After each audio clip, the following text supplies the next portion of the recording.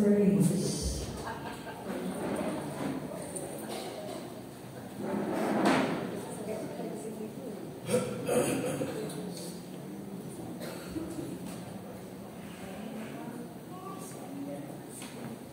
Hallelujah.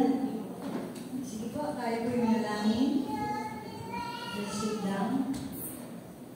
Close our eyes. And think about the Lord. Father, we come to you this morning because you are our God. You that we worship. We come to you, Lord, and ask for your grace, Lord, that as we listen and speak your word, may the Holy Spirit be with us. Panginoon, gawin niyo pong matabang lupa ang aming puso sa aming pakikinig. Samahan niyo po, Panginoon, bigyan niyo po ang kalakasan, wisdom, and the control of your Holy Spirit will be upon us. May this place a house of your dwelling, O God, that your presence may dwell at all centers, at all sides, O God, of this place. Kayo po magtutuloy, Panginoon, sa buong panahon. Nawa sa maikling panahon ay masabi ko lahat ng nais mo.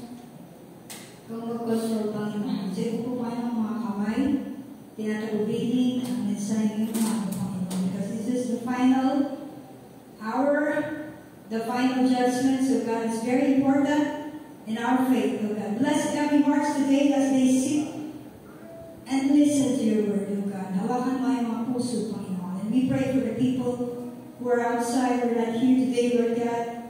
Ingatan niyo po sila at ang kanilang pananampalataya. This is my prayer in Jesus' name. Amen. Amen. Barakan po natin. So, tayo po ay nasa huling yuto pag-aaral at pangaral. Thank you very much, Tito Ricky, for responding to my invitation. God bless you. Alright, so tayo po ay nasa ating linggo. At ang aking pong nasa linggo, it's tungkol about sa final judgment. But, fortunately, kailangan ko sama yung the new heaven and the new earth. So, makikipag-listen kayo sa akin. Dahil, naisip ko rin, kung may suffering, dapat meron din celebration. Sa pagkatang Christian ay, we are looking forward to the heaven where God promised His children. Amen? Pero bago po tayo pumunta ron, punta na tayo sa ating talagang pag-aaralan. Right? So, my topic is Final Judgment. Our theme for November is, I think, Position in Christ. Tama ba? Alright. So, sa ating pong theme, the tragic fate of the wicked and the indescribable destiny of the believer. So we have text Revelation chapter 20, 11 to 15, and chapters 21 and 22. Why I use the word fate? Because it implies negative effects. So when we use destiny, it is more of positive outcome. Okay, sige po. So dito po tayo sa ating text. Revelation 20, verse 11, may namin for convenience na basa po ninyo. So, kung feeling nyo, gusto nyo basahin ang Biblia nyo, I congratulate those people who are still having their Bible. Okay? So, kung nyo pong cellphone, may Bible, maganda po yan. Then I saw a great white throne in Him who was sitting on it. The earth and the heavens fled from His presence, and there was no place for them. And I saw the dead, great and small, standing before the throne, and books were opened. Another book was opened, which is the book of life. The dead were judged according to what they had done, as recorded in the books. Verse 13. The sea gave up the dead that were in it, the dead and Hades gave up the dead that were in them. And each person was judged according to what they had done. The dead and Hades were thrown into the lake of fire. The lake of fire is the second death. Anyone whose name was not found written in the book of life was thrown into the lake of fire. Alright. So yun po ating main text.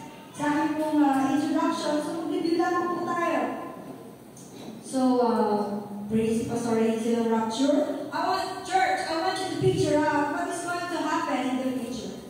So, gusto kong sumama kayo sa ating review. Na-rapture na po. Na-rapture po kaya tayo. Imagine mo yung sarili niyo.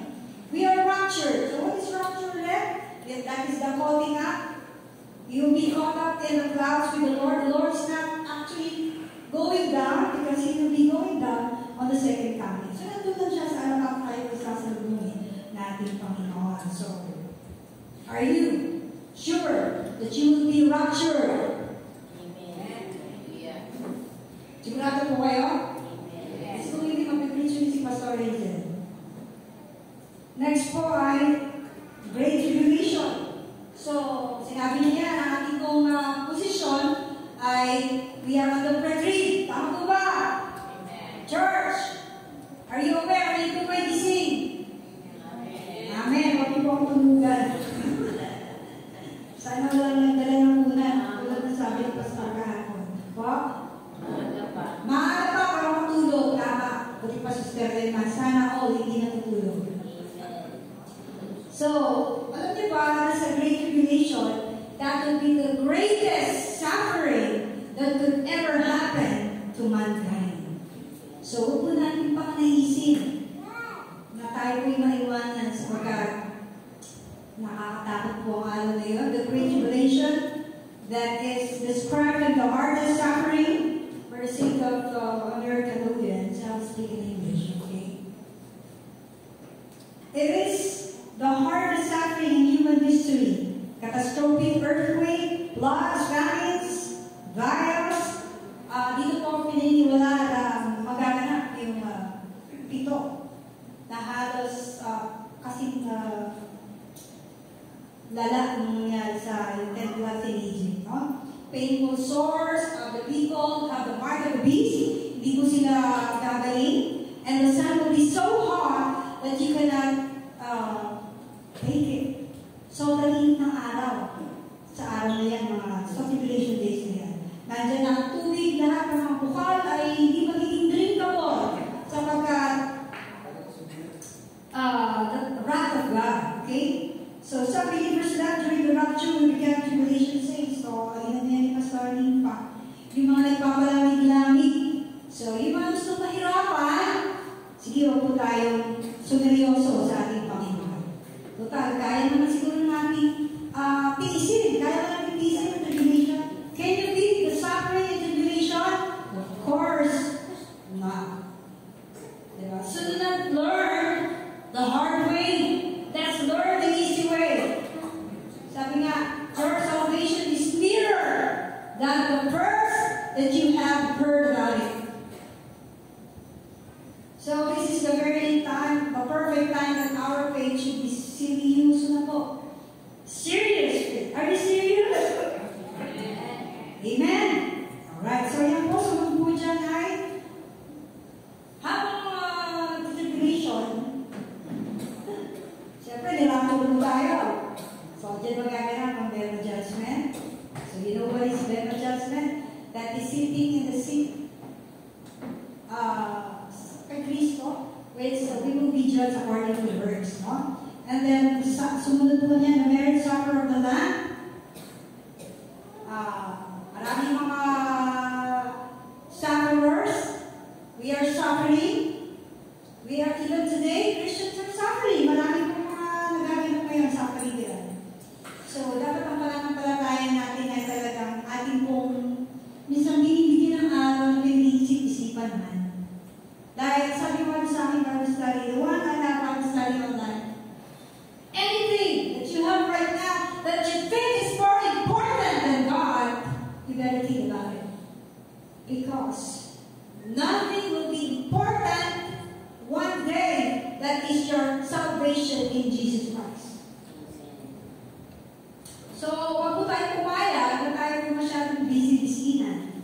Masama yun. It's not bad that you work, that you study, and this, and that. But see to it that you will be raptured. That's right. So, unang po ay the Battle of Armageddon, millennial reign of Christ, gagawin pa po sinabi ko yan. So, perfect perfect government, restore ang kapaligiran. And the millennial reign of Christ, bababa siya, He will come here. Kami mga saints, kanina pinag-uusapan na, we're talking about it, yung mga may rewards, wala lang sila yung kasama magsisip at mag-reign ng Panginoon dito. Kasama kaya tayo doon? Are we included in them? That we can be governors and mayors and senators, leaders of this land? Well, right now, we have to be very committed in your work in the Lord so that you will be qualified. Okay, so yan po. So dito po tayo, bilisan natin kasi sinama ko yung 11 here. The great white throne, sabi dito, Wilbur.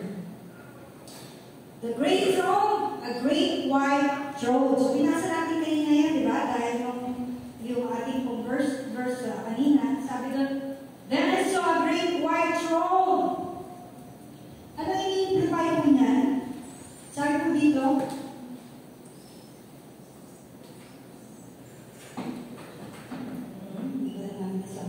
it signifies holy, impartial, and supreme court ever, the final court of God, the white throne, the great white throne judgment. So, sabi, yung first resurrection na sinabi ko ni Pastor Nimpa, yung di ba una, the dead in Christ will rise first, and then the martyrs in the tribulation period. The first resurrection is the resurrection of life, but the second resurrection is the resurrection of condemnation. So, wala pong court of appeals sa araw na yan. You understand what is court of appeals? You're going to appeal for review of your kaso. Wala nang ganun. Because the throne, which is white, is called holy, impartial. Hindi po yan nalalagyan. You cannot bribe God because He's holy, He's impartial, and He is supreme God. The next one is the judge. Sige, Kuya Bert. The judge is God and Him who was seated in it. So, binasa natin kanina. Hindi ko lang babalikan kasi tingnan nyo na lang yung ating main text in Revelation chapter 20. Sino po ang judge? Acts 2 Timothy 4:1. Jesus in the presence of God, sabi dyan, and of Christ Jesus who will judge the living and the dead. And in view of His appearing and His kingdom, I give you this judge. Moreover, 5:22 John, the Father judges no one but has entrusted all judgment to the Son, and signifying God, the highest authority, the ultimate judge. Yeah. So, si Kristo po, dumating ng piling niya, di ba? Nasa final judgment na po tayo. So imagine, sabi sa 20 verse 11b, the earth and the heavens fled from His presence, and there was no place for them. So sabi dito, the disappearing of earth and sky from His presence illustrates that nothing will be hidden from Him. The earth and the heavens fled from His presence, and there was no place for them. Imagine niyo, wala na niya, wala na rin yung earth. The resurrected bodies of the wicked ay hubad, ibig sabihin nakaharap sa Diyos. Wala nang makakapagtago. Then sabi ko dyan, in verse 12, and I saw the dead, great and small. Sige, Weber. Verse 12. And I saw the dead, great and small, standing before the throne. Standing before the Lord signifies universality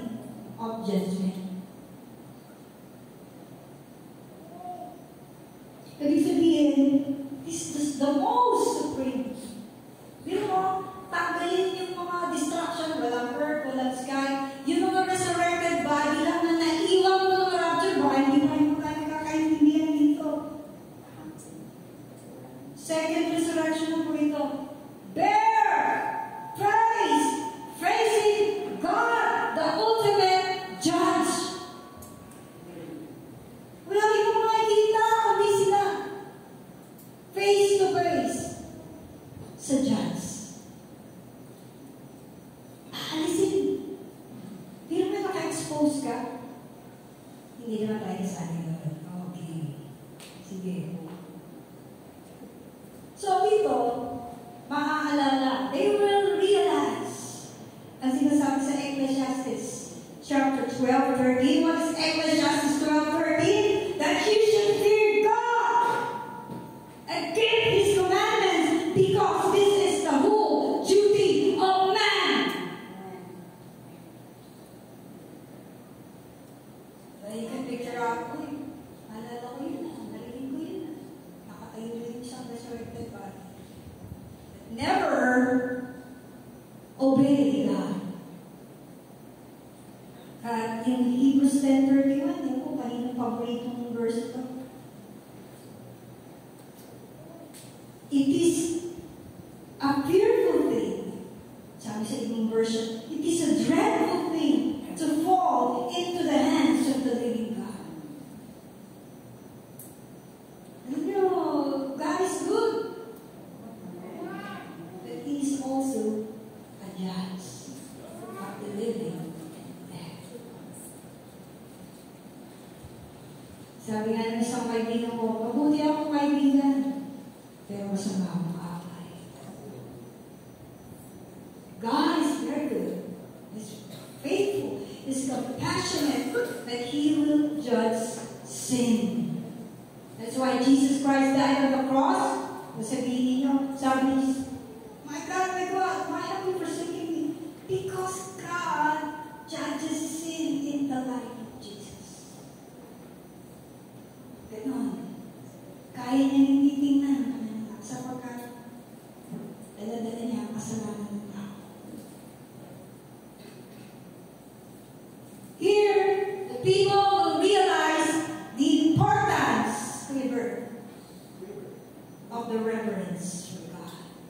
Amen. How important, church, is your reverence for God? How important is living in God's standard? Where do you live? Standard nino. Whose standard are you following? Are you following that standard?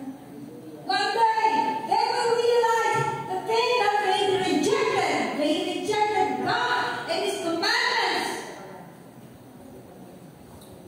Hallelujah. Praise the Lord. Diba sabi nga, it is a fearful thing to fall into the hands of the living God. Hallelujah, Jesus.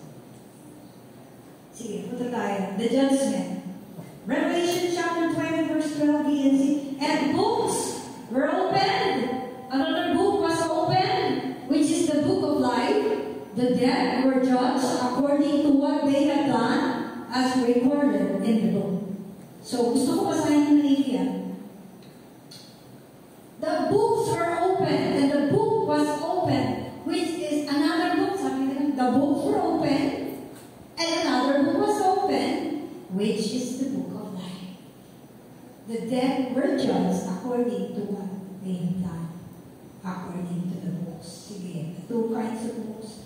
Sabi niya, books, una, plural. It is meaning to be more than two.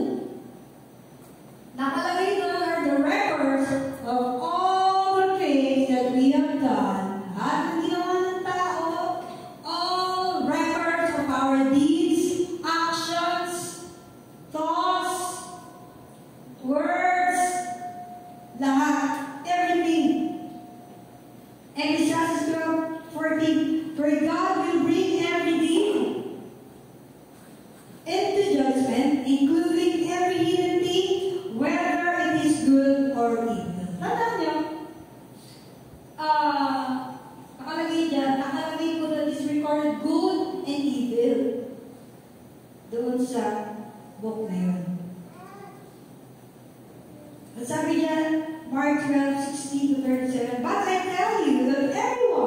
will have to give account on the day of judgment for every empty word they have spoken. For by your words you will be acquitted, and by your words you will be condemned. Walang makakligtas sa Panginoon. What is our advantage, church? Because I'm talking about the second resurrection. This is the resurrection of the wicked. Ano ang advantage of Christians? We have 1 John 1:9. If we confess our sins, He is faithful and just to cleanse us. Yan ang advantage ng Christian. There is now no condemnation in the Lord. Those who are in Christ Jesus. Romans 8:1. Tama ba? So, bawat salita na hindi natin pinagsisisihan sa Panginoon, mga salitang walang kakwenta-kwenta, sa araw na yan, matapos din magsisisi sa harapan ng Diyos, huhusgahan ng ating Panginoon. Diba? Nanda yung bibig na yan, dami naman yan. Sinasabi na bago, more words, more sin. So if the words doesn't bring glory to God at hindi naman siya seasoned by salt, better siya.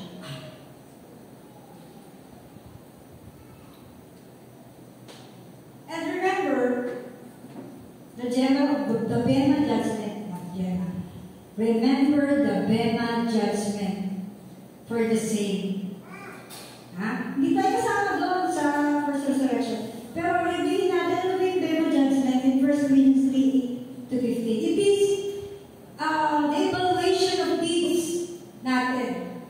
Foundation should be in Jesus. That for Jesus, because the foundation that is already laid out in that text is nothing more but all about Jesus.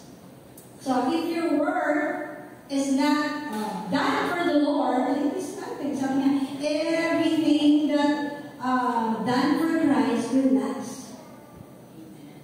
Only those who are done for Christ will last. Amen. Yung hindi mo ginawa para sa Panginoon, wala yun. So in everything that you do it heartily unto the Lord and not to man. Amen. So anong basis mo ng Bema judgment na yan? That is according to motives, according to commitment, according to quality. So what is your motive? It's your service to the Lord. Huwag mong tanongin yung katabi mo. Ask yourself. Hindi ako magsasabi ng sawang-sawa yung katabi nyo na tinatanong nyo. Tanongin natin ang ating sarili. According to commitment. Yan po ang Bema judgment. According to quality. Anong kalidad? What quality is your service to the Lord? Who is serving the Lord? May I see your hands, please? Amen. Those who have ministry for the Lord, may I see your hands, please? Those who are faithful in the Lord, may I see your hands, please? Those who are making effort, nagsusumikap, may I see your hands, please? Yes, hallelujah. Kunti na po kayo tumataas. Hallelujah. Sabi doon, Becca, Sam uses silver, gold, and precious stones. Sabi this is 1 Corinthians chapter 3:12-14. What do you mean by that? Silver, gold, and precious stones means high quality of service, good motives, the best commitment. Hallelujah. Who is giving their best commitment to the Lord? Amen. Sabi doon, they can stand the fire test. Dadaan sa apoy. When light remain, it will not be burned, then it will receive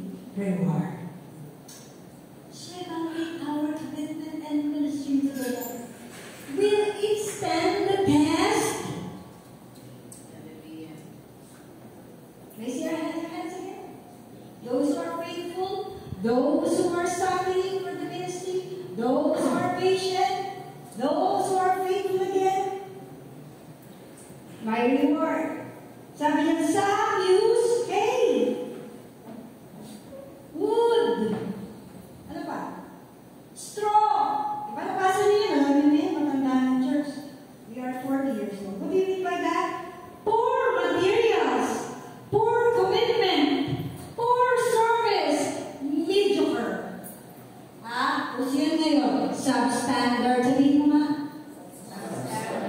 Substandard ba yan? Nagawa natin. Are you doing a substandard time service to God? Your commitment? Your service? Substandard. What is substandard? Poor quality. Sira agad yung tulay. Bakit? Substandard eh. Hindi yun papasa sa test. Alright. But,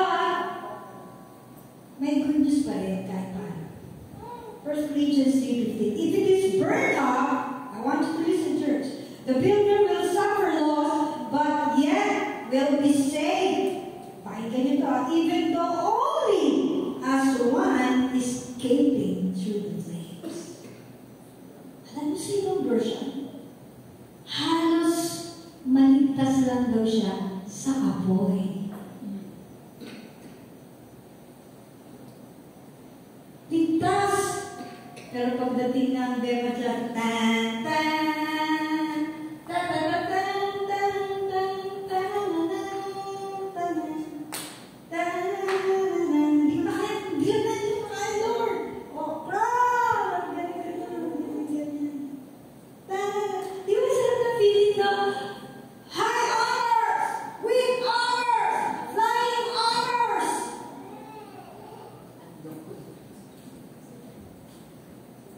Sabi ng Bible, halos makaligtas lang sila sa akin.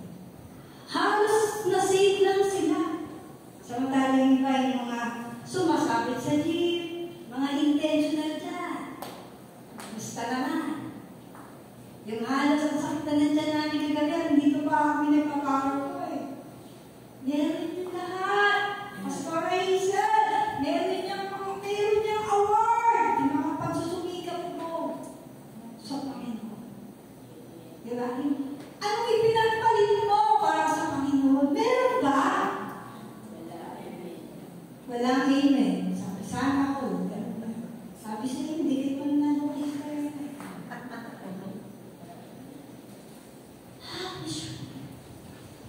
Alam mo, nag-rema sa akin ko eh, habang nag-aaral ako. Halos maligtas lang sila sa akin. They are saved! Pero pagdating ng graduation ng rema, walang award. Walang ministry. Kung meron man, okay na yan. Pwede na yan. Tira-tira. Pagdating ng araw na yung church.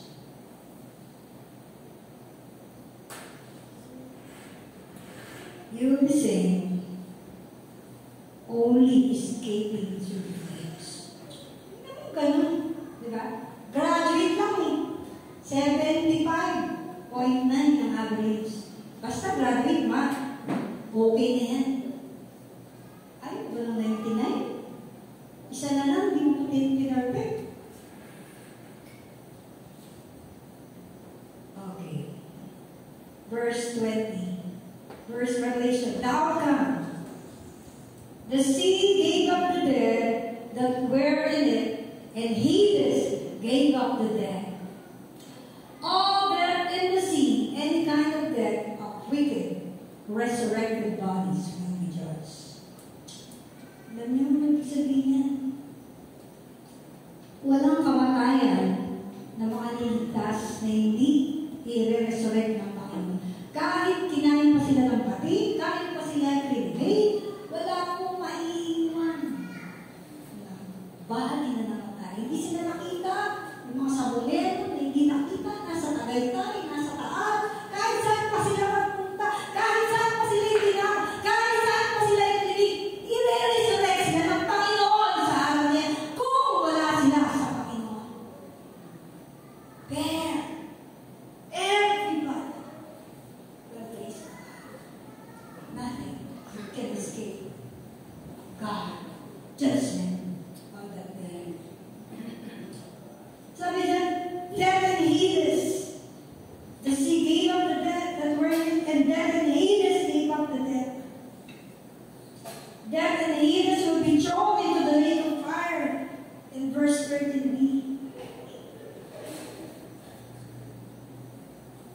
Sabi nila, the last enemy to be destroyed is death. Oh, death, where is your victory? Oh, death, where is your sting? Then death and Hades were thrown into the lake of fire. Ilalabas ng kamatayan lahat ng namatay.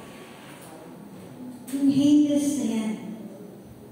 And then death and Hades were thrown into the lake of fire. Ano yung ibig sabihin ng Hades? In Greek, it means underworld. Sa New Testament, kasi inisip kasi ng iba, pag narinig nila yung Hades, yun na yung hell. Well, today, at ako na-discover ko yun sa akin pagkakapon.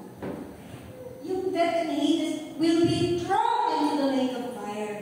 Ang NT or New Testament using the word Hades means realm of the dead, a temporary state, not a final destination for the wicked who are dead. Souls wait there for final judgment, pero hindi purgatory. Talaga sabi ni Pastor Jerry. Walang purgatory. No purgatory. The people, the left people, relatives, we have to pray so that they will be transferred to the real heaven. No, walang ganon. So, sa OT, ang sabi dyan, or Sheol, grave or prison of the dead, or intermediate state, abode of the dead. Yan. Alam niyo ba?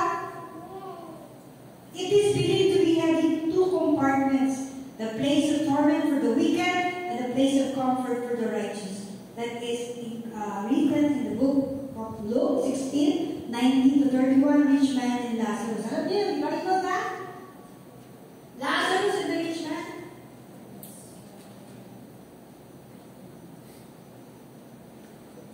Mga Abraham, si Lazarus, yung polluted, yung mayaman, they are living luxuriously.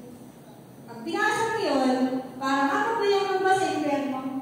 Pag nahirap sa langit, hindi tayo. Sabi ng Bible din, it is impossible for a rich man to enter heaven. Why? Ano mayaman? Di yan sanay sa hirap. They live luxury. Sabi ng Bible, mabuti pa ang medyo pumasok sa butas ng kalayo, but never a rich one. Sabi, ikaw, mayaman, sabi ng Panginoon doon, nagpakasasa ka na dito, sa mundo ito si Lazarus. Ay, mahirap. Ang mahirap, wala ka yung kasama, hindi ng Diyos eh. Hindi mahirap, sabi ng Panginoon, di ba? Malapad ang daan, patungo sa destruction, kapamakan, maliit lang, ang daan, patungo saan? Sa kaharian ng Diyos. Kasi mas maraming offer si Satanas sa mundo ito. Pero yung mga naglilingkod sa Panginoon, ang mga ng opportunity, hindi nang dadaya, hindi nang mumurako. Ang liit lang talaga, ang liit ng bahay. Yayin ko yung ibig sabihin. Okay, sige, Hades is also a place where Jesus had victory over it. To connect siya, those who are in prison, setting the captives free. That is in 1 Peter 3:19. After being made alive, he went and made proclamation to the imprisoned spirits. Ayan. Sabi dyan, lake of fire, remember, is the second death. So, hindi pa po yung Hades. Because Hades and death will be thrown into the lake of fire. The word hell is the lake of fire hell. The word hell, konting lang, is from all English word meaning concealed place. Yan pala yan. So the word hell did not originally appear in all translations in Hebrew, Aramaic, and Greek. The word hell used later to correspond like Sheol in Hebrew, Hades in Greek, Gehenna Greek, Valley of Hinnom, real place outside Jerusalem where downside waste are burned. Kasi later na lang na-translate yung Hades. So yung word hell talaga. Dati daw, yung mga old translation ng Bible, hindi pa ginagamit yun. Diba? Hanggang sa ginamit na yung Hades, Sheol, na akala naman Tapos yung mga Gehenna, kung saan totoong lugar ito sa Israel, parang smoky mountain. The ways are burned there. But Jesus talks about eternal fire and punishment. So pagka fire, tinitingnan po natin, Matthew 25:41, then he will say to those on his left, depart from me, you are cursed into the eternal fire, prepared for the devil and his angels. Diba sabi ni Pastor Reza, we are not, what? Planned by God to run, but we are planned by God to salvation. So hindi tayo kasali dyan. Kasi kalagay ka. Kasi hindi ka kasali dyan. Basta umayos ka lang. Diba? Sabi dyan, so next, Matthew 13:41, for the Son of Man will send out his angels, and they will bring out of his kingdom everything that causes sin, and all who do evil, they will throw them into the blazing furnace, where there will be weeping and gnashing of teeth. Yan po sinasabi ni Jesus. Diba? Apoy na impyerno. So lake of fire is the second death, and that is the final and tragic destination of all who will reject God. Alam nyo, pag-share tayong gospel, masyado tayong concentrated on John 3:16. For God so loved the world that he gave his Son, that whosoever believes in him was not perish but have. Nakakalimutan natin yung verse 17 and 18. What is that? Verse 17 and 18 in John chapter 3. Those who will not believe will be or is already condemned. Pag hindi sila sumampalataya, they will be what? Nakasampo nyo! Kayo lang, di ba? Because you believe. Paano yung mga kamag-anak nyo? Hanggang ngayon, hindi natin i-evangelize.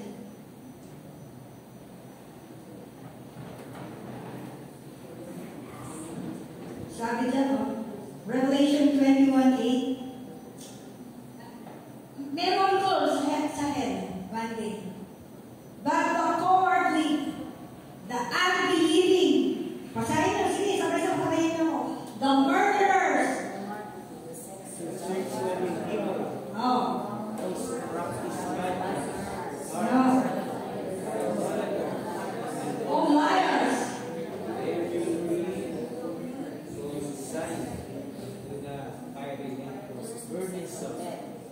Which is second death. Lahat ng mga coward, duwag. Bakit duwag? Yung mga duwag, ano pinag-aaral mo yan? Duwag i-share ang kanilang pananampalataya, duwag tumayo sa katotohanan, duwag para manindigan sa tama. Sabi ng Bible, the cowardly, the unbelieving. This is the second death. The fiery lake of fire or burning sulfur. Napasok na po ba tayo? Napasok na po ba kayo? Anong feeling napasok kayo? Sakit, di ba? First layer lang yun. Sabi dito, lake of fire. Trabaho sa radyo ko ay tuma. Sapatos ng tuma. Ang work ko, after college, hindi tapos lang ako ng 2 years na. So, nag-apply ako.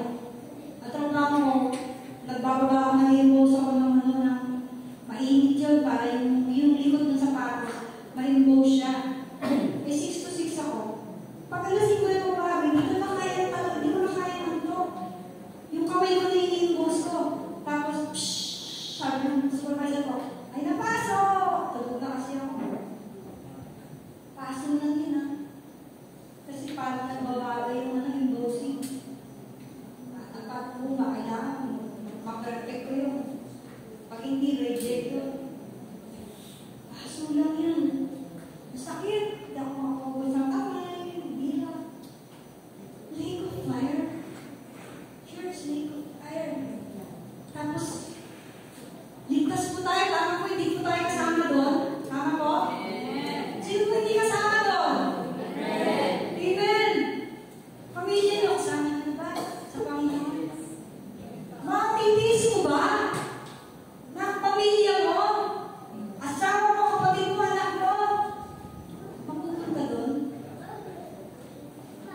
Hallelujah. Revelation 20 verse 2. Anyone whose name was not found written in the book of life was thrown into the lake of fire. So yung kaninang books, balikan mo lang 2 books daw yun plural. Diba? Yung book ay isa, and another book is, ang sabi doon, the book of life. The book of life po yun Kapag hindi ka nakita doon, sabi doon,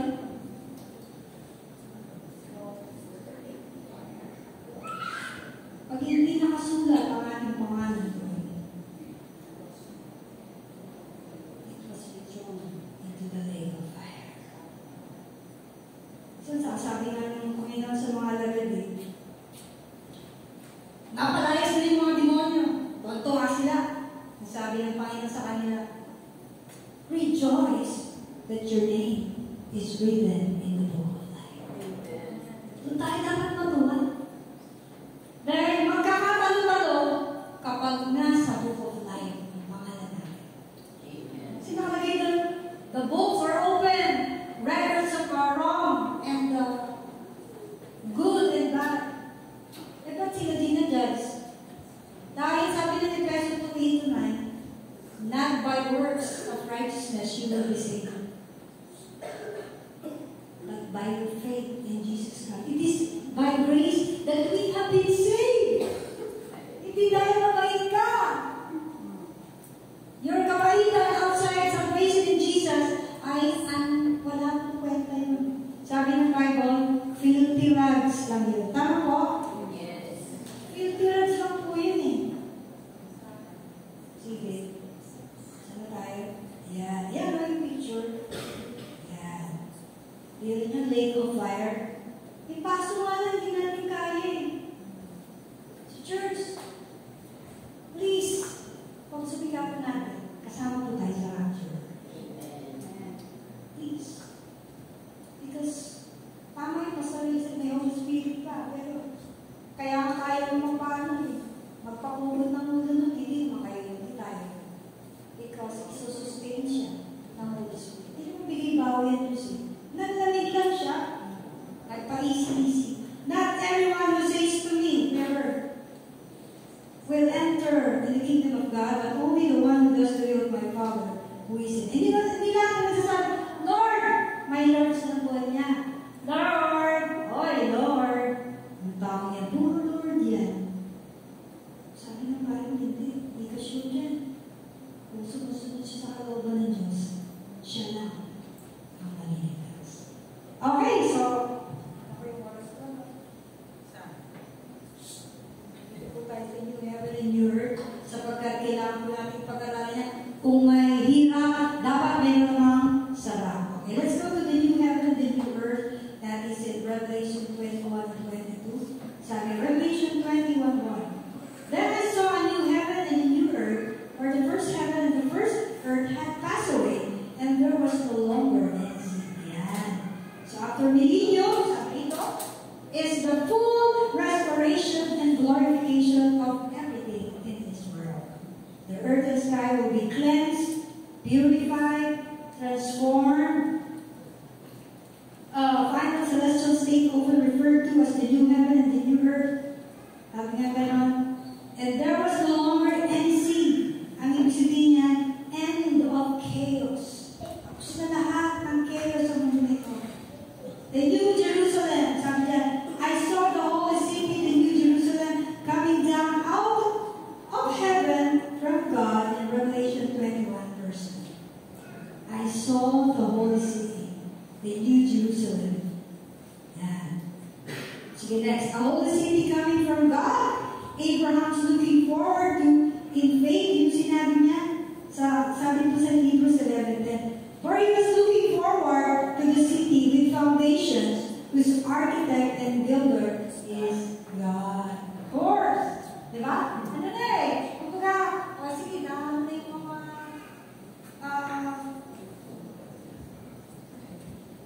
nahusgahan na hanggang doon sa lake of fire. Ito naman po tayo. The New Jerusalem coming down out of heaven from God.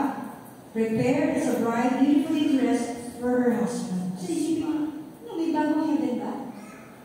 Kasi bakit iba to heaven? The first heaven is the sky, second heaven is the sky space, the third heaven is the abode of God. Yung sinasabi na 66 Isaiah, heaven is my throne, the earth is my footstool. Heaven is the abode of God.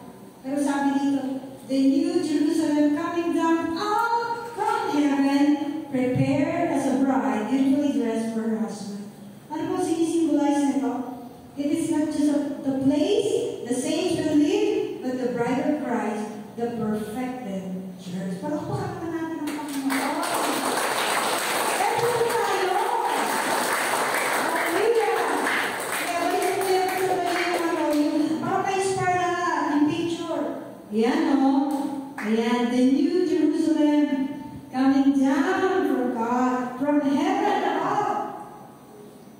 Ang ibig sabihin niya, sige, never. It is ready. Yan. Ready for an intimate relationship with God. Are we ready? Picture out yourself. New heaven and new earth. The new Jerusalem, a divine city that descends from God to reside to His people. So, meron po mga highlights ang holy city. Number one, divine structure. It is structured by God. Hindi po yung ginawa ng mga DPWH. Amen? It is pure gold.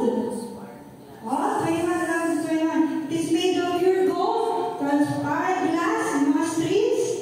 The gates and wall, the foundation are made up of precious jewels. Pearl, sapphire, makita na ba kayo? Jasper, topaz, amethyst, maraming mga halagang bato, chrysolite, beryl, hyacinth, emerald, at sabi niya, meron po yung 12 gates, inscribed the name of the 12 tribes of Israel. Nakalagay, the 12 foundation walls, names of the 12 disciples. It is perfectly cubic. Sabihin, square. Ayan, ang sukat, 12,000 stadia. Na pareho daw ay 1,400 miles or 2,200 kilometers by man's measurement. Ayan. Yan po yung sukat. Nakangit mo sa Bible yan. Hindi ko alam kasi dyan kung gaano kalaki yan, the Holy City.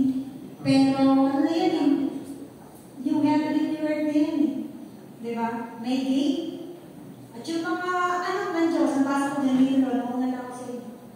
We will just go in and out of that gate. Kung nasa book of life po tayo. Diba? Hindi ito, paanan natin yung street. Hallelujah. Sige. Number 2 features, glorious light, Revelation 21:20. No more night. Wala nang kapiton. Wala nang pinakakabir. Hallelujah.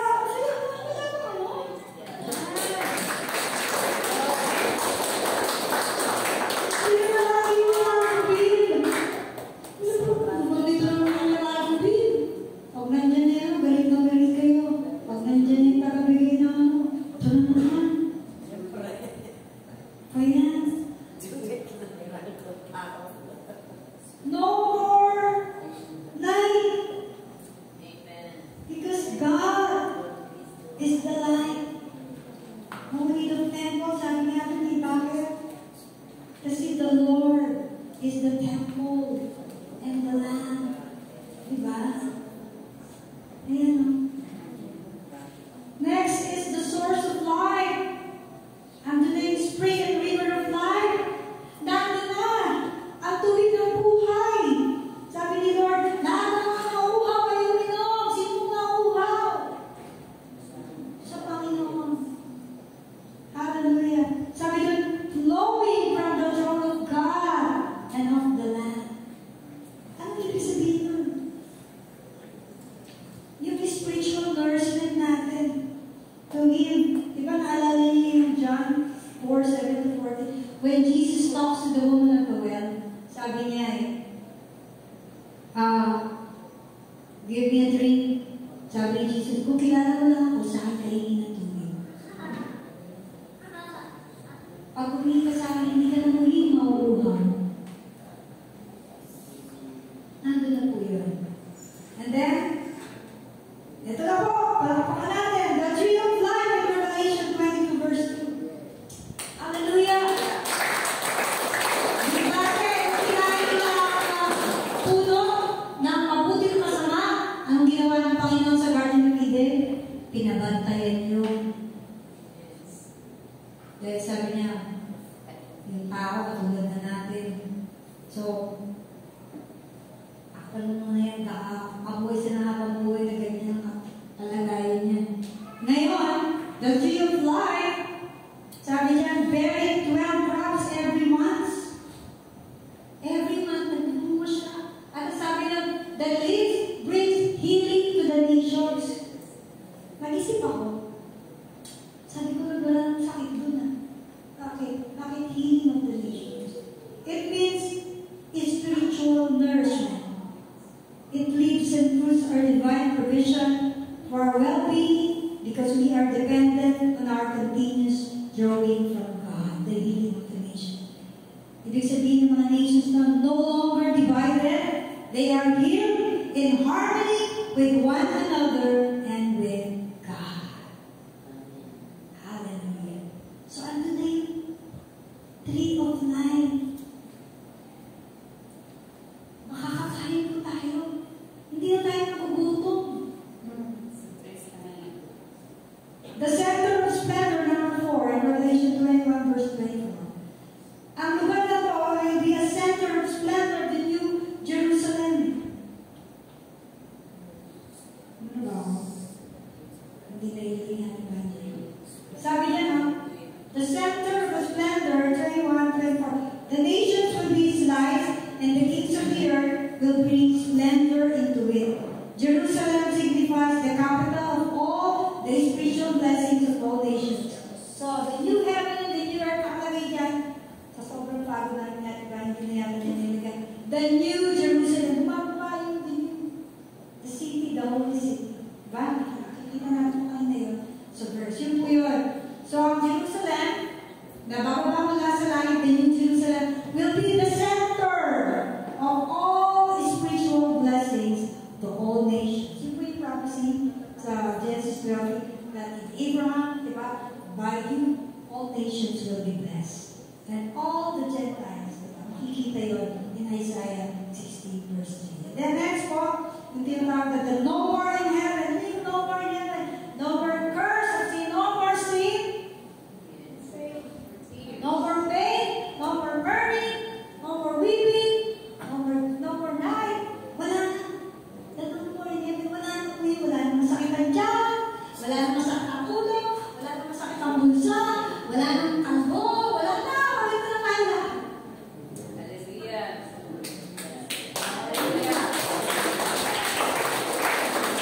Wala na may diabetes. Wala na may yuma. Wala na high blood.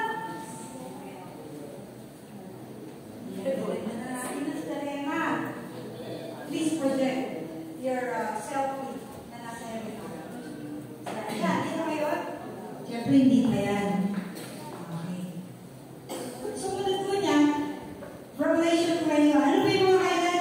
Nothing impure will ever enter it, nor will anyone who does what is shameful or deceitful, but only those who are naked. Wala na pong kasalanan makapapasok doon. Next, God's eternal presence. In Revelation 21, 27, 22, intimate fellowship and relationship with His people. Ayan. Sabi dyan, verse 21. And I heard a loud voice from the Lord, from the throne, saying, Look, God's dwelling place is now among the people. Sabi sa ibang version, God's throne is now among the people, and He will dwell with them. They will be His people, and God Himself will be with them and be their God. Hallelujah!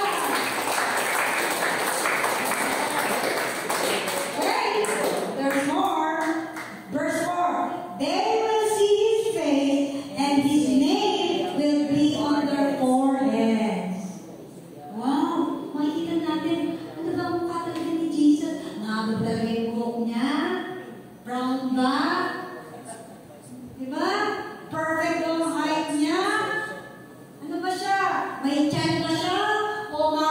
siya.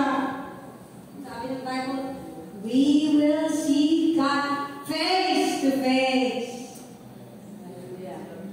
Hindi siya excited. Ilalagay niya ang kanyang pangalan sa ating forehead. Sabi ko, ano kayo ito? Dapat akong gusto mo. O baka may nakalagay na sash. Para sash. Wow, inaligalan ko pa. Then sabi ng Bible, no eye have seen, no ears have heard what the Lord has prepared for them to those who love God. Hindi natin kaya yung i-grasp. Kung anong inihanagay ng Diyos para sa akin. Sabi niya, look, Revelation 20 verse 7, I'm coming soon. My reward is with me, and I will give to each person according to what they have. Why Jerusalem? Why Jerusalem? Hira means reverence, Shalom means peace. Bakit the New Jerusalem? Why? Because Jerusalem is the city of God. It is the center of His spirituality all over the world. Yes.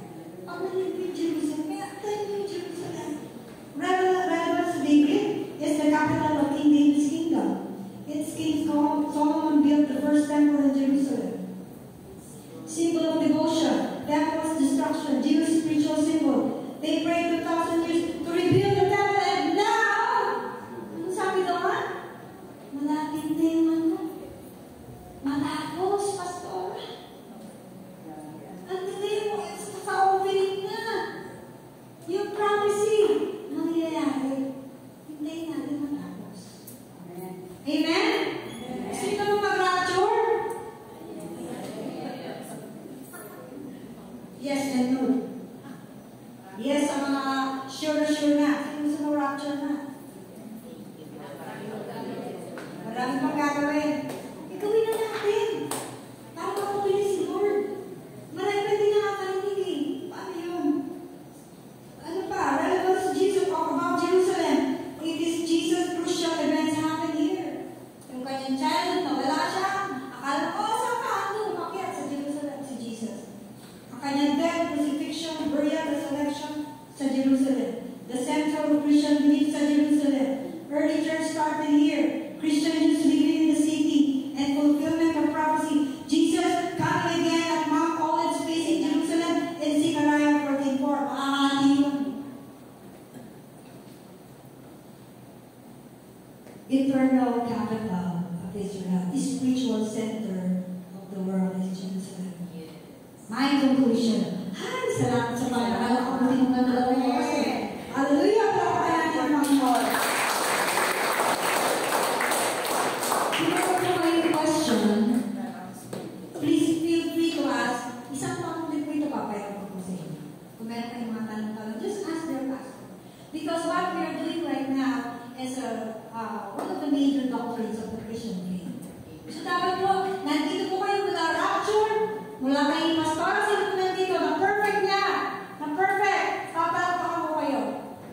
Mula sa umpisa hanggang ngayon, na-perfect po natin, naiintindihan po natin. So for my conclusion, these passages in Revelation 20 verse 11 to 15 serves as a reminder of God's ultimate authority and the certainty of judgment. It highlights the seriousness of sin and the need of submission to God's will and authority. Napaka-importante. Dapat pagkasalanan seryoso.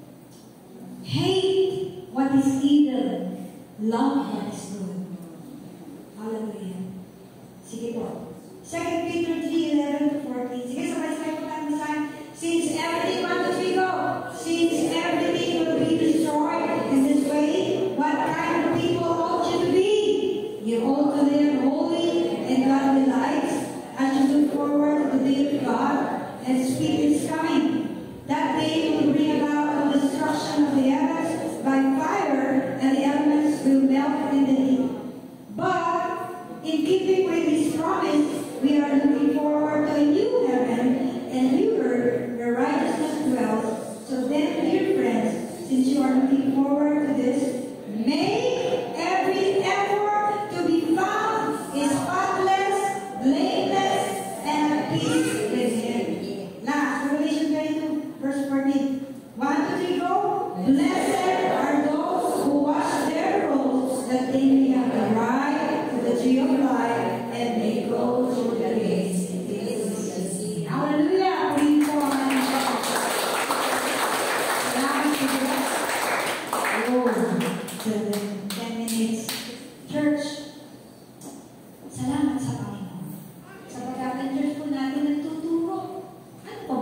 natin tinuro. Yes. Papunta sa langit, ituturo po natin. Alam din natin kung sino papupunta doon sa kanila. Diba? The homosexuals. Please give me another 2 minutes. Kalagay doon yung mga hindi papasok sa kanya ng langit. The dogs, sabi ko, bakit may dogs po? In the way. The homosexuals, the liars, the unbelieving, lahat ng mga kumakawalan sa langit. Hindi papasok sa kanya ng langit. But those only whose name are written in the book of life.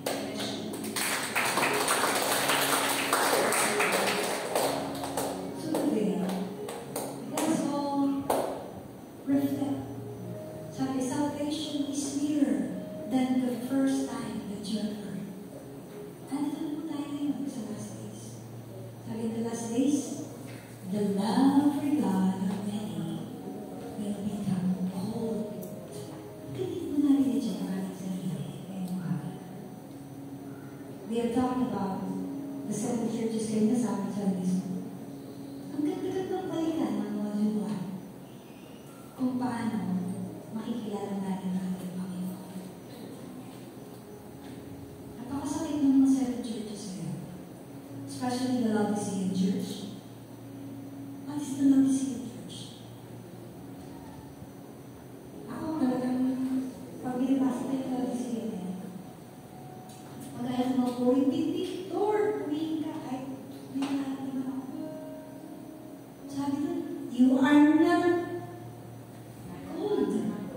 You are not hot. So, gitna? Gitna ka? Eh, wala akong pagkatuloy. Hindi ka mainit na lilingkod. Hindi ka rin malamig.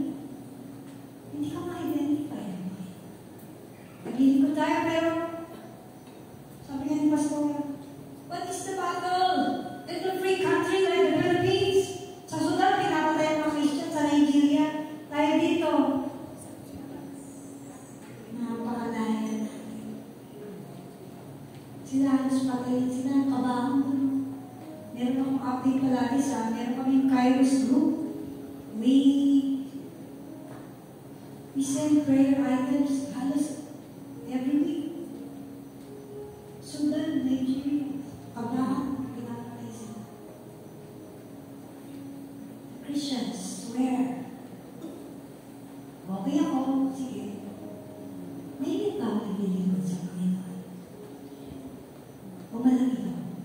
Eh, hindi ako malamig. Hindi ako mainit. Basahin po yung 7 churches. Ano yung say doon? Mas parang Philadelphia. Dapat Philadelphia po tayo. Basahin po yung Bible. Makikita po tayo. Magandang balikan yung module 1. Nare-refresh po tayo natin. Kung sino si Jesus na ating Panginoon. Hallelujah. So today, church, let's all stand up before God. Magkaroon lang po tayo ng moment of silence. Praise God. Meron pa yung mga question. Sige, tanongin yung mga pastor. I admire this church. Dahil ang mga pastor dito, magmula kay Pastor Maria, tinuruan talaga ang simbahan. Amen. Hallelujah. Hallelujah. Kami nung Sunday school namin, sabi ko nga sa'yo, sa lahat, dahil tinuro na niya lahat.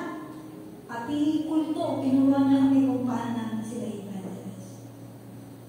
Church. Hallelujah. Sana po, matagpuan natin ating sarili, kapihin ng Panginoon, dumating ang great day of the Lord. We will be raptured by God. That we will be with Him. Meron tayo, huwag lang tayo save. Huwag ka lang save ka lang.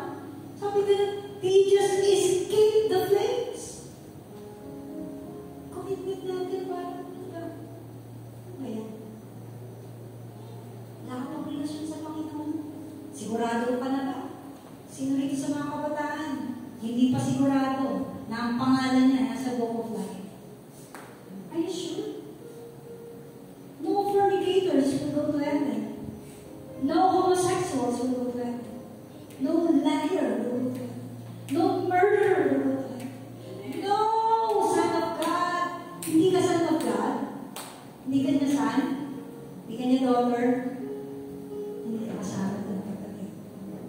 So next year po, puro solid tayo. So I think this is the last doctrinal preaching na kaya natin dalhin sa taong ito. So please, do not miss it, church. Don't miss it. Isecure natin ang ating salvation. Hallelujah. Hallelujah. Praise God. Nais kong sa'yo pinapatayuan. Kung hindi mo pa sure ang iyong kaligtasan, kabataan ka na, may edad ka na, manalangin ka sa Panginoon. Habang ang worship team kumakanta ng maikli ng ahos, the God I know, church. Kung ikaw ang commitment mo sa Panginoon,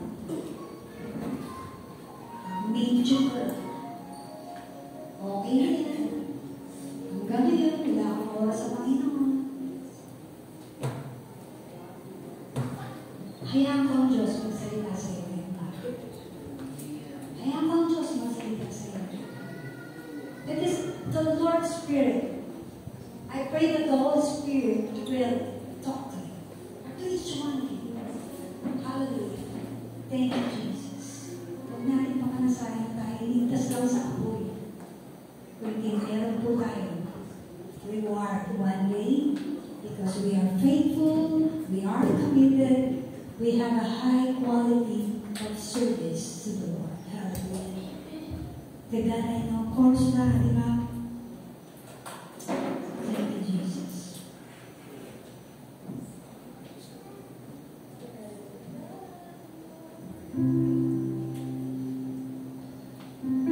Chorus.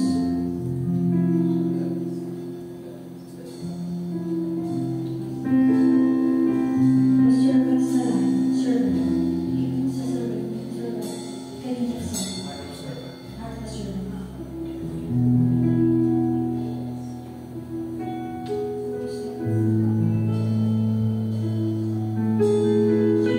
Church. Sige po, makipag-unahin po tayo sa Panginoon ngayong umaga. Because our salvation depends on your faith. Hallelujah. In your commitment, kayo po nakakaalam sa Panginoon. Hallelujah. Jesus. Thank you, Lord. Hallelujah. Hallelujah. Hallelujah.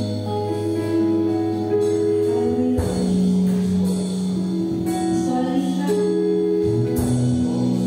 My Jesus, Lord, you're the love of my life. Wherever you go, wanna be gone.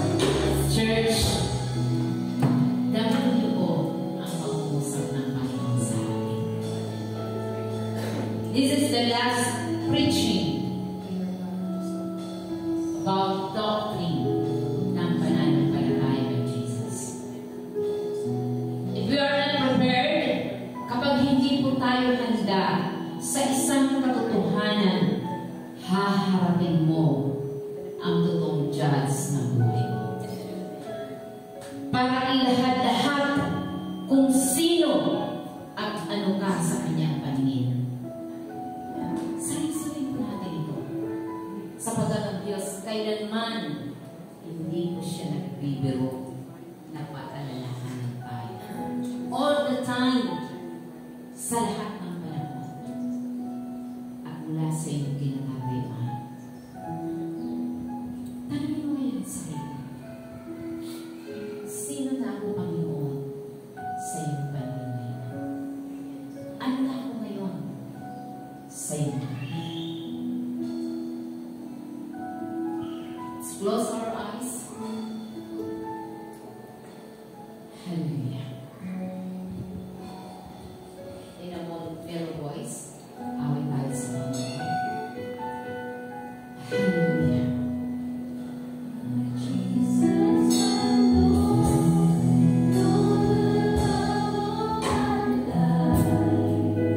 Sabihin mo yan with authority in your heart that Jesus is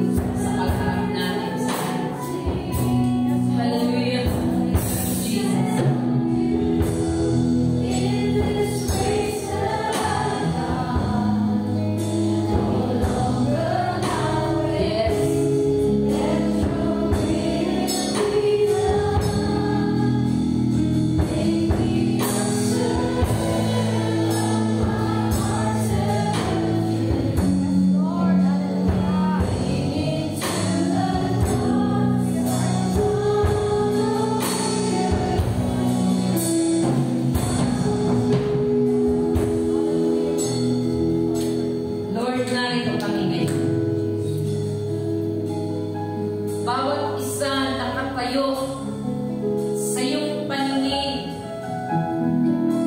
kung sino at ano na kami, Panginoon, sa iyong harapan. Sinabi mo, dakilang Diyos, isulat mo what is now. Who am I today? Dalangin mo, Panginoon, sa umaga ito. Narito ang buong church. Wala sa amin na yung mga manggagawa. Hubad kami sa iyong harapan at paningin kung sino na kami. Narito na bilang Diyos ang buong church. We represent before you in your throne of grace. Sa lahat ng sellers, sa lahat ng mga young couples, young people, teens, young adults, before your throne, kilala mo kami, Panginoon, sa masang kaya mo kaming saliksikin. Kaya mo, Panginoon, tumagos sa iyong paningin upang ilahad kung sino at ano na kami sa masama ito. Lord, nagrema